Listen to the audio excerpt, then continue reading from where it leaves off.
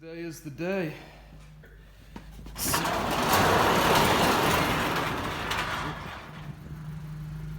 What do we got here? Oh shit. Time to make her low, bro. Let's go. Parts are in. Time to get it.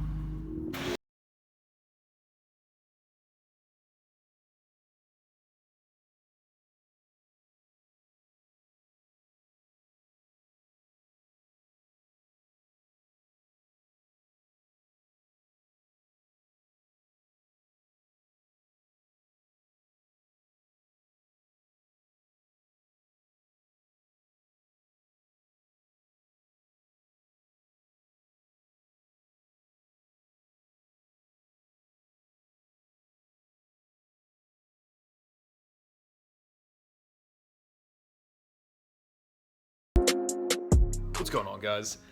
We got ratchet wrenches up in the garage here. We are finally installing the Eibach suspension on my Mustang. It's been too long, so let me show you guys. All right, so here we got the Pro Damper shocks and struts, Eibach, and then we got the Sportline springs. It's going to be a 1.7 inch drop in the front and then 1.5 in the rear, which, you know, we desperately need here because got a fist.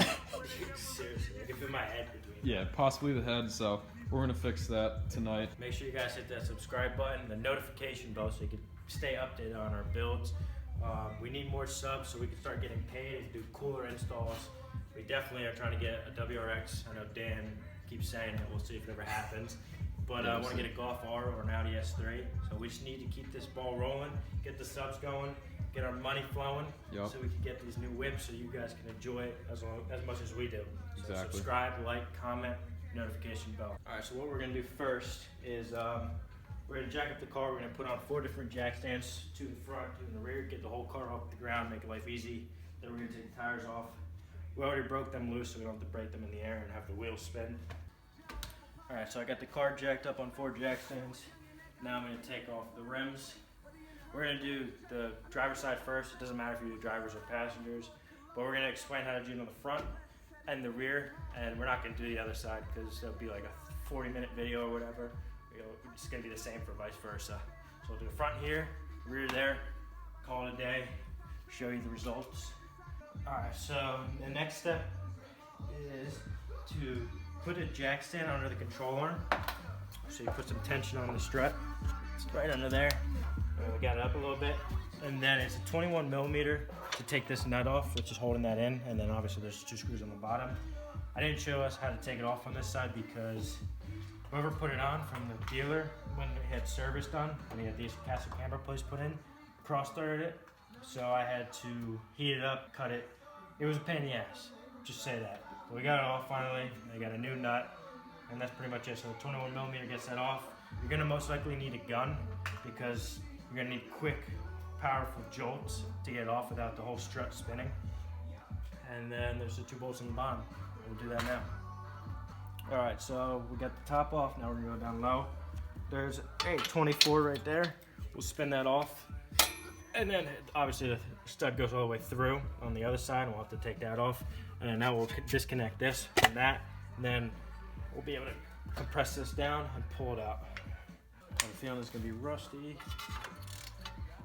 Oh, that's actually Not too bad. somewhat easy. Surprised. For what is it? How old is this? 2002. Yeah, 2002. Alright, so that nut's out. That's gonna pull this little shield off. Now we get to the real 24 millimeter nuts. And that might be a little more difficult. Take those off. Just gotta break them loose and you can hand thread them. The top one and the bottom one.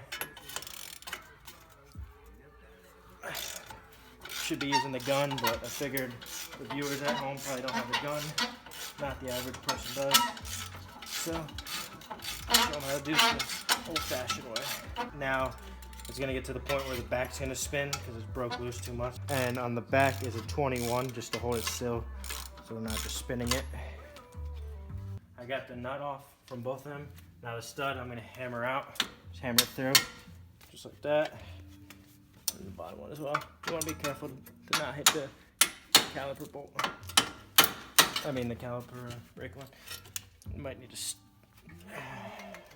chisel would be the right tool, but you know, little ratchet here, so. Yep. You want to make sure you have this on tight because that spring's loaded, and you don't want to get hit with that spring. I'll tell you that right now. It's under a lot of tension and pressure. A lot of pressure. Well, not a lot because it's up in the air, but still a good amount to shoot out and hurt you. Okay, the spring's releasing tension. Boom. There's no more tension yet. There's a little bit in the spring, but that's okay. Take that off. Oh my god. That is the old one. Okay. I had to take the caliper off just because that brake hose, I don't want to put too much tension on it because we're going to have to push down on this and pry that out. There's not much tension on it anymore, so if anything, it'll just give it a little pop, but it's not going to shoot out. Really should have the strut compressors. So in order to get that spring out, oh my god, look at that shit. We had to take this, what's going to the sway bar, like this little end link. There was a little, sway bar end link. There was a nut on it. It was a 15 millimeter, and there's a nut on the backside they have to hold to stop it from spinning the whole thing. We just had to do that, and now this has more access to go down. Push down on this, the spring came out, and that's that. We got the strut together. There's a piece like this, a little bump stop. You put the cone, the flat side on the bottom, cone side like that. It's under the old, you have to reuse the old shield, and then you have to reuse that little bump stop from the factory. And that's literally just it. We'll put that back on, but first, let's get the spring in. The spring is gonna be a little bit of an issue. We have to push down on this. We're gonna need 2 people, but that's pretty much the procedure. You're just gonna push it back in. I need him to help me. All right, so I put the spring in. It's obviously not sitting flush until it's pushed up, but I put the new strut in, put the bolt through. I'm gonna do obviously these, hand tighten them a little bit. And then we're gonna tighten this up, tighten that up. Then obviously this goes back on top. And then we'll put it through, feed it through. Use the jack to push up on it so it compresses it. Can't forget about that. Caliper. And I feel like that's all I need to explain. And then we'll show you the finished product.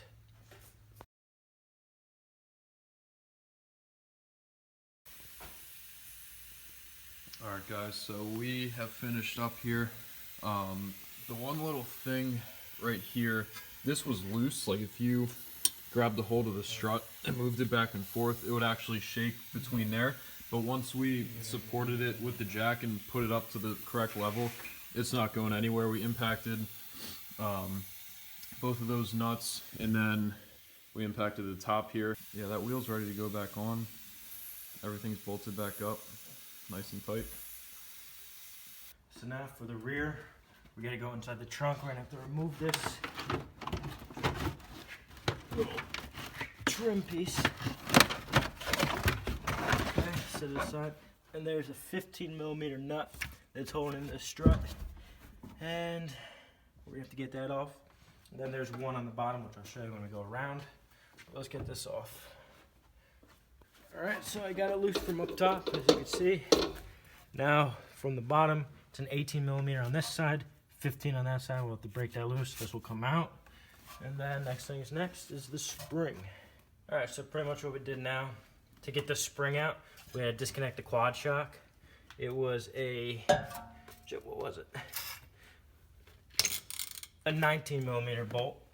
We loosen that, and we'll push down on this, and we'll pull the spring out.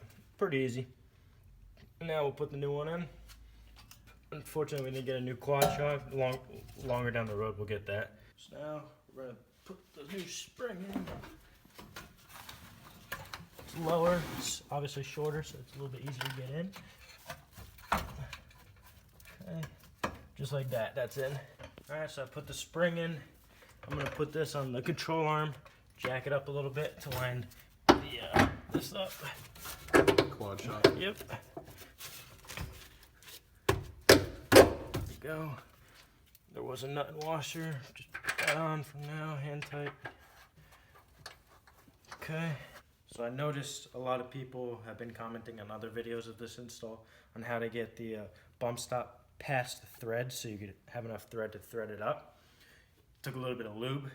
I lubed the inside of this bump stop, and then I lubed the right here, the piston, and I just forced it on. And that's how you do it, because I know a lot of people are asking that. And then I'll show you how to install it. Obviously, you put it in the car. I'll show you how it goes. You'll put the upside down like that. This one. And then this would go on top of it through after the car. So it'll be on top like that. And then obviously the car would be right there. So it'd be like that. And it would press down on it. So that's that. 1 hour later, 2 hours later, 3 hours later. Can you move it along? I'm all out of time cards. Alright guys, we finished the driver's side, now we're going to do the passenger. We stopped last night, it was getting late, it was about 1:30 in the morning. Yeah, we had some issues with some rusted bolts and everything, and then we ate, so it took some time. Doesn't take that long. But yeah, so we're going to do the passenger side now. It's literally the same procedure as the front, or the driver's side, so I'm not going to really explain it, I'm just going to do it.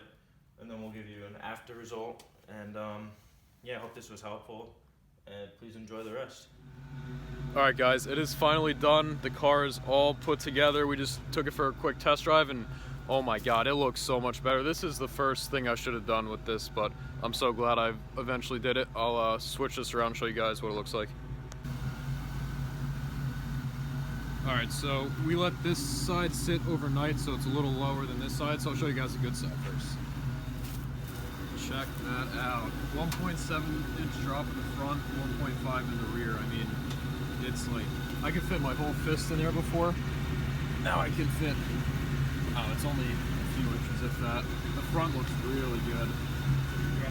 Yeah, it's such an aggressive stance. And then the rear looks pretty good as well. This side, no, it looks really good in my opinion. There's not much gap at all.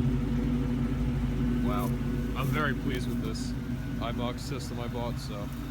If you guys need quality lowering springs, and it rides very, very good. Stiff, so. But like good stiff. Yeah, it is stiff, but it's very firm and good. I love it.